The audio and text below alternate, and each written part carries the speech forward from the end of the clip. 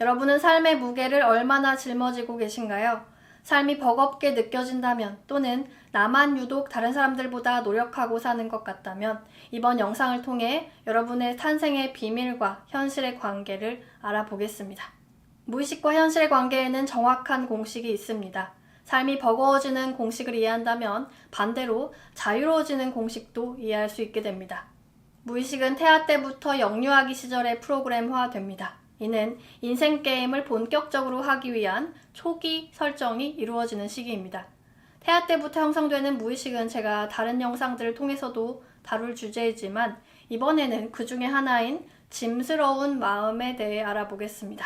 부모에게 짐스럽게 태어난 아이는 평생 삶의 짐을 무겁게 짊어지고 살아가게 됩니다. 일단 여러분이 짐스러운 존재로 태어났는지 알아보기 위해서 몇 가지 예시를 드릴 건데 본인 얘기에 해당되는 것 같다면 이번 영상을 시청해 주시면 됩니다. 어렸을 때 예의 바랐고 어른들의 말씀이나 시키는 것을 잘 따랐다. 어렸을 때 하고 싶은 거나 갖고 싶은 것이 있어도 부모님께 떼쓰거나 요구하지 않았다. 어려운 일이 있으면 주변 도움을 받기보다는 혼자 알아서 하려고 한다. 눈치가 빠르다. 받기보다는 주는 편이다. 뭔가를 받은 경우엔 마음이 불편해지고 받은 만큼 갚으려고 한다. 쉬고 싶은 마음이 자주 들지만 막상 쉬게 되면 뭘 해야 할지 모르거나 편안하게 쉬지 못한다. 항상 뭔가를 해야 할 것 같은 압박감이 있다. 나 자신보다는 남들을 먼저 챙기고 그들을 위해서 노력한다. 잘 돼서 부모님께 도움이 되어드리고 싶은 마음이 있다. 아이를 키우는 것은 책임감을 요구한다고 느껴진다. 배우자나 자식을 먹여 살려야 할 것 같은 부담감이 있다. 가족들 뒷바라지를 위해 애쓴다. 가족이나 집단에서 그들보다 내가 더 많이 희생하는 것 같다고 느낀다. 몸이 안 좋거나 아파도 남 앞에서 힘든 티, 아픈 티를 내지 않는다. 가족들의 건강을 걱정하곤 한다. 또는 자신이 병이 있거나 가족 중에 아픈 사람이 있다. 현실이 자유롭지 못하고 답답하게 느껴진다. 여행을 꿈꾸거나 어디론가 훌쩍 떠나버리고 싶다는 생각을 한다. 자, 여러분 이야기 같나요? 더 많이 해당될수록 짐스러운 존재로 태어난 경우입니다. 이런 경우 무의식이 어떤지 또한 살면서 어떤 현실을 창조하게 되는지 알아보겠습니다. 우리가 인간 에고를 통해 어떤 체험을 하기 위해서는 현 에고의 과거 전생의 무의식을 불러오게 하게 됩니다. 예를 들어서 우리가 사랑에 대한 체험을 하려면 상대적으로 두려움에 대한 체험이 필요하기 때문에 두려움을 억압했던 수많은 전생의 의식을 가지고 태어나게 됩니다. 전생 무의식이 기존 데이터라고 치면 이 기존 데이터를 갖다가 새 게임을 하기 위해서 부모 또는 조상의 무의식이라는 도구를 이용을 합니다. 태아기와 영유아기의 부모의 무의식을 공유, 다운받음으로써 새 인생 게임의 방향이 잡힙니다. 여러분의 탄생의 비밀을 살펴볼게요. 여러분의 영유아 시절, 특히 태아였을 때 부모님의 상황이 어땠는지 또는 자녀가 있으신 분들은 아이를 가졌을 때와 양육 당시의 상황이 어땠는지 연관지어서 이해하시면 됩니다. 짐스럽게 태어난 아이를 알아보기 위해서 먼저 반대로 짐스럽지 않게 태어난 경우부터 잠깐 짚고 넘어갈게요. 짐이 아니게 태어나는 경우란 부부가 같이 동의를 하에 아이를 원하게 됩니다. 아이를 키울 수 있는 조건을 갖춰놓고 계획 임신을 합니다. 부모는 아이가 생긴 것을 기뻐하고 아이를 환영해 줍니다. 아이를 키울 준비가 되어 있던 부모는 편안하고 여유로운 마음 상태로 아이를 양육하게 되죠. 반면에 짐스럽게 태어나는 경우를 알아보겠습니다. 일단 부모가 아이에 대해서 전혀 준비가 되어 있지 않은데 또는 계획이 없었는데 갑자기 아이가 생겨버리는 경우 부모는 원치 않는 아이를 갖게 됨으로써 갑자기 큰 부담감과 책임감을 느끼게 됩니다. 특히 이런 무의식이 집단적으로 형성됐던 때가 있는데 특히 한국전쟁 이후부터 1960년대까지 태어난 베이비 붐 세대와 베이비 붐 세대의 자녀로 태어난 경우 또는 그 자녀가 현재 부모가 되어 그 밑에 태어난 자녀들의 경우입니다. 보통 3대에 걸쳐서 같은 무의식을 공유하게 돼요. 과거 베이비붐을 기점으로 정부는 출산 억제 정책을 펼쳤었습니다. 그 당시 표어를 보면 1960년대에는 덮어놓고 낳다보면 거짓골을 못 면한다. 70년대에는 딸, 아들 구별 말고 둘만 낳아 잘 기르자 라는 말이 있었을 정도로 그 당시엔 아이를 많이 낳았었습니다. 게다가 경제적으로도 어려웠죠. 먹고 살기 힘든데 아이를 여럿 낳아 키우는 것에 대해 부모는 힘들다고 느끼게 됩니다. 또한 아이를 안 낳으면 사람들이 이상하게 보거나 아들을 낳아야만 인정받던 시대였죠. 인정받으려고 특정 성별을 낳기 위해서 아이를 계속 낳는 경우 부모 입장에서는 부담이 자꾸 늘어나게 됩니다. 또한 예전에는 3대가 같이 사는 경우가 흔했습니다. 결혼한 부부가 태어난 자녀뿐만 아니라 부모님을 모시고 사는 형태의 가족이 많았죠. 더 나아가서 본인들의 동생들까지 돌보고 있는 경우도 있었습니다. 아이의 부모 입장에서는 지금 내 인생 살기도 벅찬데 또는 내 부모를 부양하고 살기도 벅찬데 아이가 태어났다는 것은 기존에 짊어진 짐 위로 추가적인 짐이 생기는 것이죠. 부모 입장에서 아이란 내가 먹여 살려야 하는, 내가 책임져야 하는, 내가 신경 써야 하는, 내가 돌봐줘야 하는, 내가 도와줘야 하는 부담스러운 존재라고 느끼게 됩니다.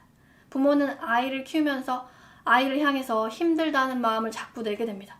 부모가 아무리 겉으로 아이 앞에서는 힘들지 않은 척, 잘 키울 수 있는 척을 해봤자 아무 소용이 없죠.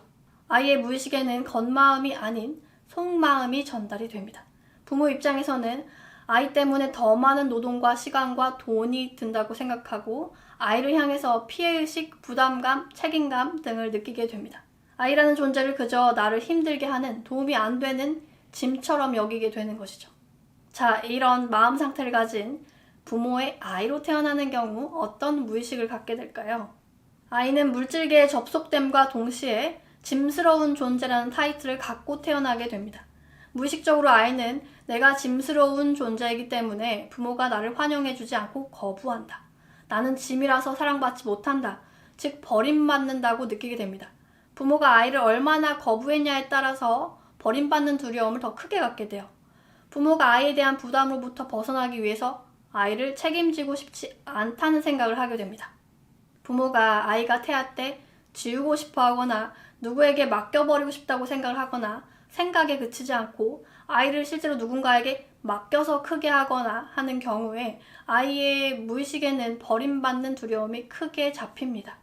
이 경우에 부모는 가해자, 아이는 피해자 역할을 맡게 됨으로써 아이의 무의식에는 피해의식이 형성이 됩니다. 또한 아이는 무의식적으로 나는 짐이다, 나는 부모를 힘들게 한다, 나는 부모에게 아무런 도움도 안 된다, 나는 부모에게 피해를 준다 라는 타이틀을 달고 태어나요. 내가 태어남으로써 나 때문에 부모가 힘들어졌으니까요. 이 아이의 무의식에는 물질계에 접속함과 동시에 본인은 태어나지 말았어야 하는 존재인데 괜히 태어나서 부모를 힘들게 만든 것에 대한 죄책감이 형성이 됩니다. 이 경우에 부모는 피해자, 아이는 가해자 역할을 맡게 됨으로써 아이의 무의식에는 가해의식이 형성이 됩니다.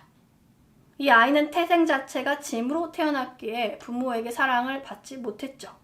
아이는 내가 진짜 짐처럼 굴었다가는 버림받을까봐 그게 너무 무서우니까 같은 말로는 사랑을 받고 싶으니까 자신의 짐스러운 모습은 인정하지 않고 무의식 차원으로 숨겨버립니다. 이를 숨기기 위해서 겉으로는 표면의식 상으로는 자신은 짐스러운 존재가 아닌 척 포장을 하게 돼요.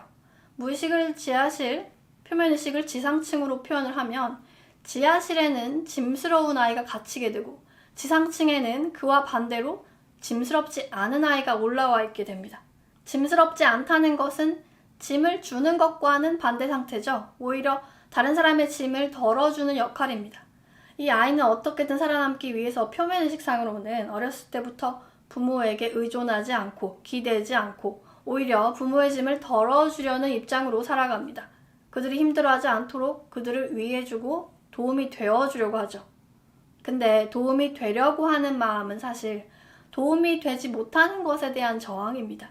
도움이 되지 못했다가는 버림받거나 죄책감을 느끼는 것이 무서우니까 도움이 되려고 함으로써 그런 무서운 감정을 안 느끼려고 상황을 자꾸 피해갑니다.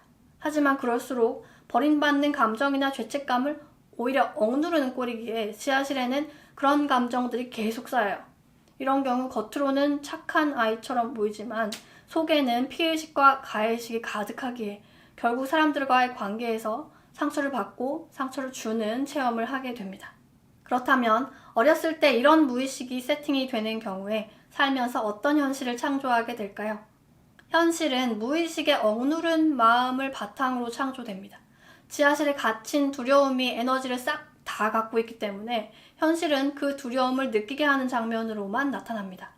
지하실에 쓰레기를 잔뜩 저장해 놨기 때문에 지상층을 아무리 깨끗이 가꿔도 결국 현실은 쓰레기 냄새를 맡아야 하는 장면으로만 나타나죠. 억압된 마음이 현실로 반영될 때 크게 두 가지로 나타나는데요. 억압된 마음은 첫 번째로 상대방 에고에게 투사되고 두 번째로 본인 에고에게 투사됩니다. 무슨 말이냐면 무의식이 연극의 대본, 현실이 연극, 인간 에고들이 역할극을 하는 연기자들이라고 비유를 하면 내가 만든 대본을 갖다가 상대방 에고가 연기하기도 하고 본인 에고가 연기하기도 하는 것이죠. 이런 경우 창조되는 현실은 첫 번째, 짐이라는 마음을 억누른 경우 상대방이 그 역할을 맡게 됩니다. 외부 현실에 짐이라는 마음이 투사되어서 짐스러운 사람들이 나타나게 됩니다. 짐스럽다는 것을 도움이 되지 못한다, 힘들게 한다, 의존한다, 기댄다, 부담을 준다, 책임감을 느끼게 한다 정도로 표현을 하겠습니다. 예를 들어서 일반적으로 어렸을 때부터 현실에 짐스러운 부모가 나타나게 됩니다. 부모가 자신을 힘들게 하거나 부모가 자신을 돌봐주지 않거나 도와주지 않아서 혼자 알아서 해야 하거나 부모가 바빠서 자신이 형제자매를 돌봐야 하거나 부모가 자꾸 뭘 강요하거나 시켜서 압박감을 느껴야 하거나 부모가 자신에게 기대를 함으로써 부담감과 책임감을 갖고 살아야 하는 현실이 나타나는 것이죠. 이 경우에 피해의식과 함께 압박감, 부담감, 책임감 등이 억눌리게 됨으로써 평생을 살면서 계속 이런 감정들을 느껴야 하는 현실이 나타납니다. 즉, 이런 사람의 현실은 살면서 짐스러운 존재들로부터 피해를 받는 구조로 나타나요. 예를 들어서 주변 사람들이 자신에 대해 기대했다가 실망하거나 어떤 집단에서 나만 힘들게 희생해야 하거나 부모가 능력이 없어서 자기가 책임져줘야 하거나 빚을 물려받거나 일을 계속해야 해서 쉬지 못하고 압박감을 느끼며 살아가야 하거나 배우자가 전혀 도움이 안 되게 굴거나 가족이 병에 걸려서 자신에게 의존하고 살거나 자식이 말을 안 듣고 힘들게 한다거나 등등 외부 현실로부터 짓눌려서 살아가는 체험을 하게 됩니다. 짐스럽게 태어난 사람이 아이를 낳는 경우 자신의 부모의 경우와 똑같이 자신의 아이를 짐스럽다고 여기게 돼요. 부모가 자신을 향해 느꼈던 그 감정을 고스란히 자기 자식한테 느끼면서 살아가야 하는 것이죠. 즉, 여러분의 부모 역시도 그 부모로부터 짐스럽게 태어난 존재입니다. 이런 무의식은 3대가 같이 공유하고요. 그 이후 후손 세대를 통해서 서서히 정화되기 시작합니다. 그리고 짐스러운 마음이 창조하는 현실 두 번째, 짐이라는 마음을 억누른 경우 상대방뿐만 아니라 본인 에고 역시 그 역할을 맡게 됩니다.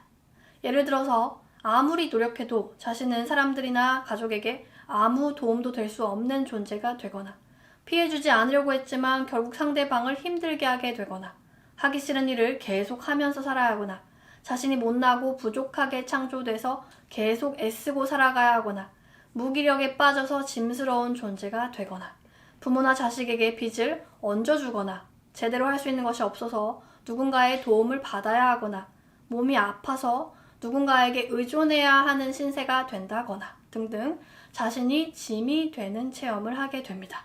이 에고는 살면서 표면의식상으로는 버림받지 않으려고 어떻게든 짐이 되지 않으려고 열심히 살고 주변 사람들을 힘들게 하지 않으려고 하고 피해를 끼치지 않으려고 하고 오히려 더 도움이 되려고 하는데 이러면 이럴수록 짐이 되는 두려움, 즉 죄책감과 버림받는 두려움을 더 억누르게 되어 결국 현실은 그런 두려움을 더 강하게 느껴야 하게끔만 창조됩니다. 인생 전반부에는 주변 사람들이나 상황이 자신을 힘들게 하는 구조로 나타나서 피해의식, 압박감, 책임감에 짓눌려서 살아가다가 인생 후반부에는 자신 자체가 짐 같은 존재가 되어 사람들한테 피해를 주고 죄책감을 느껴야 하는 일들이 나타나게 되고 결국 사람들로부터 버림받는 체험을 하게 됩니다. 그럼 어떻게 하면 될까요? 어렸을 때부터 지금까지 지하실에 갇혀 있었던 마음들을 알아보고 꺼내주면 됩니다. 마음은 알아차리고 인정하고 느껴주면 해소됩니다. 첫 번째로는 어렸을 때부터 겉으로는 괜찮은 척하고 힘들지 않은 척하고 살았지만 과거에 내가 느꼈을 진짜 마음을 봐주셔야 합니다. 짐을 짊어진 채로 느꼈을 주변 사람들에 대한 피해의식, 힘든 마음, 하기 싫었던 마음, 부담감, 압박감, 책임감 등을 과거 기억과 함께 풀어내야 합니다. 두 번째로는 짐으로 태어나서 느꼈을 버림받는 두려움과 죄책감을 풀어야 돼요. 이를 위해서는 나는 짐이다. 나는 그들을 힘들게 했다. 나는 아무런 도움이 될 수 없는 존재다. 나는 사랑받을 수 없다. 라고 인정을 해야 합니다. 이를 인정하지 않으면 죄책감은 절대 해소되지 않기 때문에 결국 가해자가 되는 체험을 하게 돼요. 과거부터 지금까지 주변 사람들이 나로 인해 힘들어했을 마음을 알아주셔야 되고 그들에 대한 죄책감을 느껴서 해소해야 합니다. 그 죄책감이 전혀 느껴지지 않는다면 그런 마음들이 굉장히 깊게 억눌려 있는 상태로 부모에 대한 원망조차도 풀려있지 않은 것이니 그거부터 봐주셔야 합니다. 감정 해소에 대한 내용은 다른 영상으로 다루겠습니다. 이런 고통스러운 감정이 벗겨져 나가게 되면 비로소 짐이 되는 것과는 반대되는 체험이 나타납니다. 어떤 것에 대한 체험은 상대적인 상태가 있을 때만 가능해집니다. 자유로워지려면 자유롭지 못한 체험을, 도움이 될 수 있으려면 도움이 되지 못하는 체험을, 짐을 덜어주는 역할을 하려면 짐이 되는 역할을 해야 하는 것입니다. 짐을 짊어져 본 적이 없는 사람이 어떻게 누군가의 짐을 덜어줄 수 있을까요? 한국 사회는 짐으로 태어나는 무의식을 크게 갖고 있는 집단인데 이런 무의식일수록 삶은 고통스럽지만 그 고통을 온전히 받아들였을 때 반대되는 상태의 체험이 크게 나타납니다. 이런 무의식을 가진 사람들은 여러분들이죠. 또는 그의 후손들은 사람들에게, 이 사회에, 이 세상에 어떤 방식으로든 어떤 분야로든 도움을 주는 역할들을 하게 됩니다. 시청 감사합니다. 여러분 사랑합니다. 그럼 다음에 만나요. 안녕.